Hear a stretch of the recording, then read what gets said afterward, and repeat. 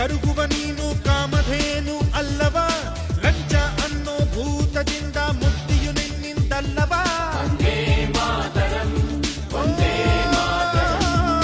ನ್ಯಾಯದ ಕಣ್ಣಿಗೆ ಬಟ್ಟೆಯ ಕಟ್ಟಿ ನಗುತ್ತಿರುವರು ಇವರಲ್ಲವಾ, ಮುಗ್ಧನಾಗಿ ಇವರನ್ನೆಲ್ಲ ಸದೆಬಡಿಯೋ ನೀನಲ್ಲವಾ.